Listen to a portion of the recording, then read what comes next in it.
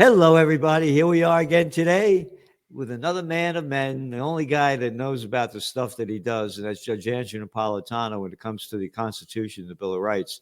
And like I said, if you can find anybody better, let me know. Because what he writes each week and what he says and what he does, it used to be what it once upon a time called the American spirit and the honor of our founding fathers who gave us a thing called the Bill of Rights and the Declaration of Independence and a Constitution, all gone.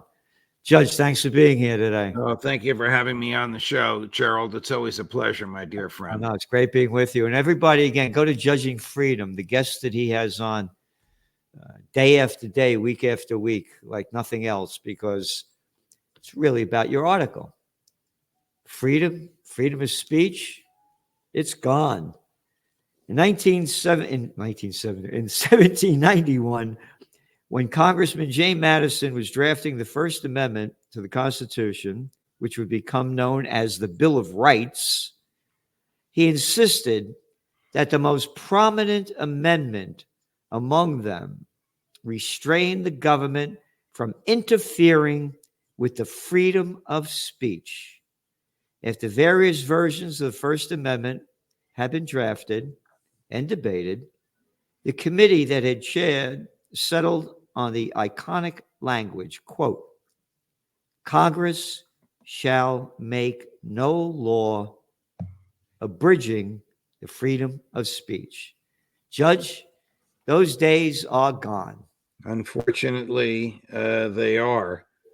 I mean, the story that I tell in the article is a little known one. I mean, last week my article was about Elon Musk, and now this week is. I have no particular affinity for him, but he is becoming, in his own personal way, a warrior for the freedom of speech. Last week, you didn't see it on the front page. The Supreme Court refused to hear an appeal of an order of a judge commanding that he remain silent, that Musk not be able to speak publicly or privately about an order he received compelling him to turn over the contents of Donald Trump's cell phone. Again, this has nothing to do with your political opinion of Trump or of Musk. It has to do with freedom of speech. The Supreme Court refused to hear his appeal. This week, his SpaceX spaceship, which carries a payload for the federal government, was about to launch off of his gear on his property. And the last piece of permission they needed was from the California Coastal Commission, which, no surprise, is a government bureaucracy that regulates private property in California. The California Coastal Commission commissioners, there are 5 of them, have a debate about whether or not to grant him this permission, which they always have granted him. And 2 of the commissioners say he speaks political falsehood about FEMA and about climate control, so I'm voting against him. And they deny him the permission to launch the federal government's satellite using equipment better than and less expensive than what the feds have, by the way, another issue for another time. Punishing him because of his free speech and characterizing his speech as something that doesn't exist in America, political falsehood. There is no such thing as a political falsehood. Under the First Amendment, you can say whatever you want about the government, and the government can't punish you for it, but Elon Musk was punished. I suspect before this week is out, a federal judge will order the California Coastal Commission to approve the launch. This was not about safety. This was not about mechanics. This was not about money. This was about politics and about free speech. Does the government have the freedom of speech? In my view, it does not, because if it did, it would drown the rest of us out. Well, again, it's not a government. They're politicians. I mean, they're just low-life pieces of scum. And the bureaucracy, I mean, I got problems up here in Kingston. I bought a building that had all aluminum siding on it. The building's about 120 years old. I took it all off. I got a permit, building permit, repair, and replace. Building needs a lot of work, took it all off. The porch is falling down. They jacked up the porch to put the pieces back in to make it level. I got to get an architect and an engineer for that. Stop work order. I said, got to repair and replace. I'm replacing, I'm fixing it. I'm not changing anything. I'm only putting 4 inches of block to bring the thing back up to its. That's the bureaucracies. Yeah. This is all you're saying is it's throughout the entire system. Yep. We've become a bureaucratic state. Even in a small town like Kingston, New York, as opposed to the massive state of California, the bureaucrats love to exercise the power that they have over our own private property. And I suspect, I don't know this to be so, that your freedom of speech has something to do with this, that the bureaucrats probably don't like the types of things that you and I say while you're right there in Kingston. Oh, yeah. The mayor can't stand me. He's a little jerk, a little clown boy that cut down the trees on the most historic 4 corners in America. You know why? They were paving the roads and we didn't want the truck to hit the branches. Oh, God. I'm not making this up. So, of course, I came out against it, and he hates me for it. A little boy of nothing, a little daddy's boy. Anyway, going on to what you have here. The framers wrote the First Amendment to codify negative rights. That is, the First Amendment recognizes the existence of freedom of speech for every person, and it negates the ability and power of Congress, and after the ratification of the 14th Amendment, of all governments to infringe upon it. Hey, you know what they just did? They forced Sputnik News to close down. Yes. There's a terrible Supreme Court opinion going back to 1936, which gives the president absolute power if it affects foreign affairs. This is what allows the president, without the Congress, to impose tariffs. This is what allows the president, without the Congress, to impose sanctions on foreign governments. This is what allows the president, without the Congress, to shut down foreign businesses in the United States, even when First Amendment rights are at stake. It's a terrible opinion. It's been followed many times. It should be reversed. This is an interference not only with the rights of those who own and operate Sputnik, but the right of the people to gather information from whatever source you want. The First Amendment isn't just about speech. It's about information. It's about you can read what you want, listen to what you want, gather information from whatever source you want. When the government cuts off one of those sources of information because the government doesn't like what it says, the government is getting involved in the content of free speech, an absolute prohibition by the First Amendment. I don't know if they're going to challenge this. I hope they do. You know the Rutherford Institute, John and Misha Whitehead. He's a great man. Oh, yeah. Yeah, he was a speaker up here as well at one of our peace rallies. And this is how it begins. Freedom no longer means what it once did. This holds true whether you're talking about the right to criticize the government in word or deed, the right to be free from government surveillance, the right to not have your person or your property subjected to warrantless searches by government agents, the right to due process, the right to be safe from militarized police invading your home, the right to be innocent until proven guilty, and every other right that once reinforced the founders' commitment to the American experiment of freedom. He's 100% correct. This has happened under both political parties. However, the militarization of the police, on which John is an expert, John, forgetting his last name, from the Rutherford Whitehead, has happened mainly under Republicans by giving the police more money than they really need to fund their police department. And they go out and buy all this military gear so that they, when they show up at your house, ask Scott Ritter what they looked like when they showed up at his house. They look like they're ready to fight the Russians over the next hill. In the most liberal state of America, you were saying what free speech was once sacrosanct, it is now subject to official government disapproval.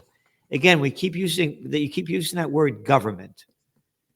We shouldn't be using that word. These are politicians. And we have to come up with a better name for politicians, like maybe politics, many ticks. I mean, they're not, these are low-life pieces of crap, these politicians. They are, but they have an army at their disposal, an army of tax collectors and an army of cops armed like they're going to fight a war.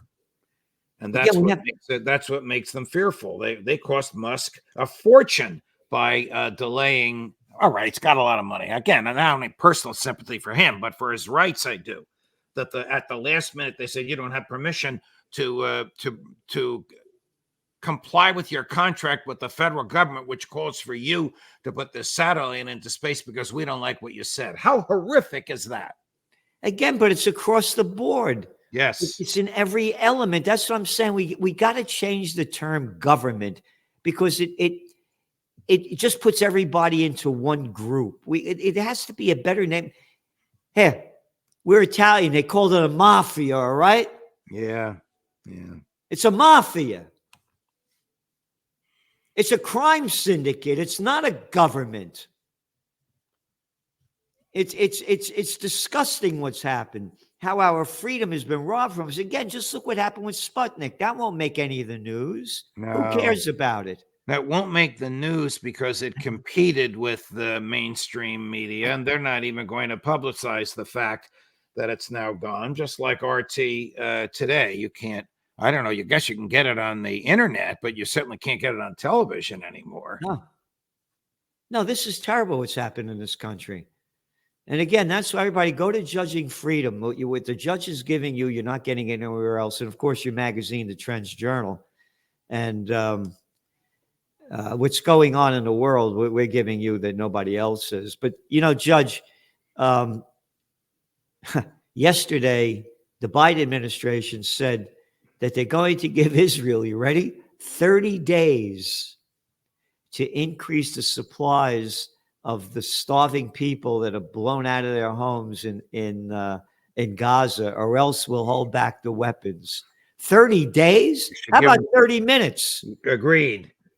30 days, thousands more will die of disease and starvation. I saw a clip the other day. It's in Hebrew, so you have to read the subtitles of Yoav Gallant, the defense minister, saying, no food, no water, no medicine, no fuel. We will get rid of these human animals.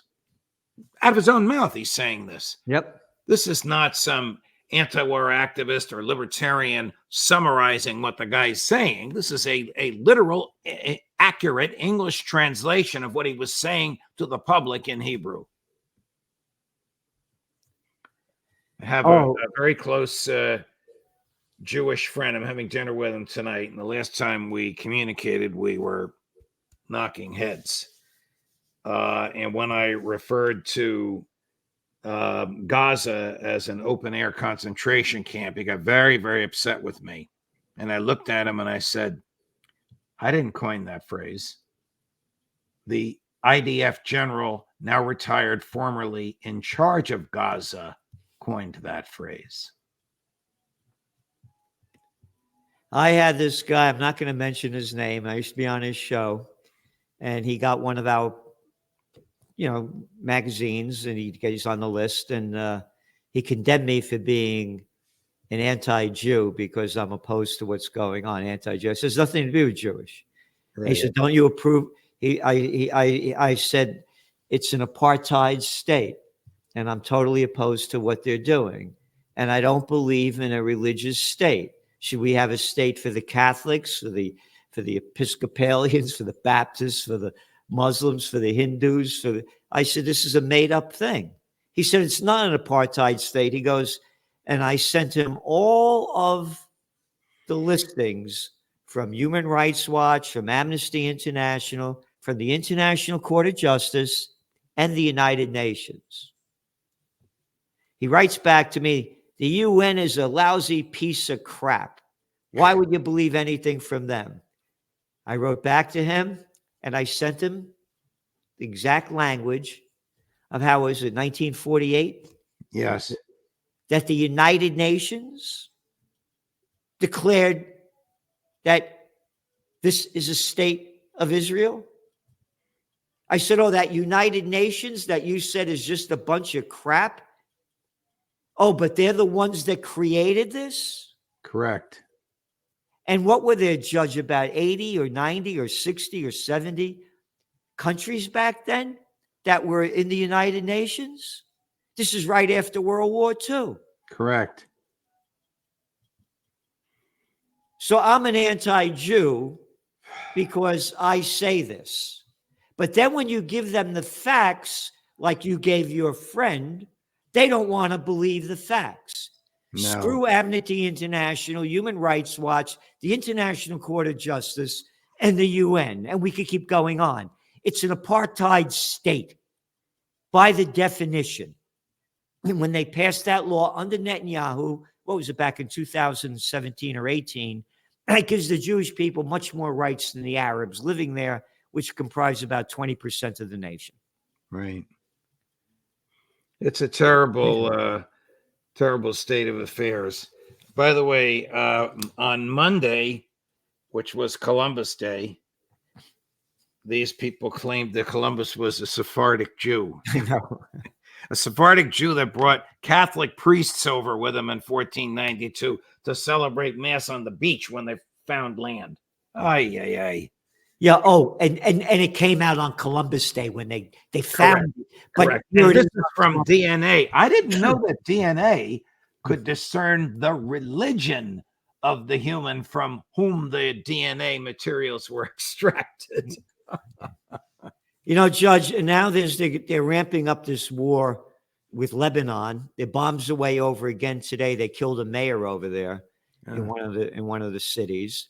They're destroying it, and the United States is sending troops and missiles there to quote defend Israel, because Israel has the right to defend itself. They could attack and kill anybody, any place, anywhere. By the way, no news of their bombing the hell out of Syria almost day after day, killing people. That doesn't count.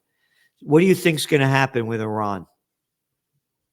I think Iran is going to be attacked by Israel, and they're going to respond with a fusillade of missiles that Israel will not be able to shoot down, and will be catastrophic for Israel. My segment with Colonel McGregor later today on Judging Freedom is, can Israel survive Netanyahu? And I'm sure he's going to say no. Again, we're talking about a government. Your government, Netanyahu, Gallant, the other guy you're talking about. It's not a government. It's a crime syndicate. We got to change the name. And we need to come up with a better name for politicians that symbolize what low-life pieces of crap they are, and how they're only interested in themselves and can care about we the people. And we the people have lost all our rights. Remember we used to call them public servants? Yes. Oh, God, what a joke that was. Well, Judge, thanks for being on, and thank you for all that you do. And everybody go to Judging Freedom if you really want to see what in the world is going on from the people that you don't see in the mainstream media, because they're not allowed on anymore, because they speak about freedom and how to judge it. Thank you, Judge. Thank you, Gerald. All the best, my friend.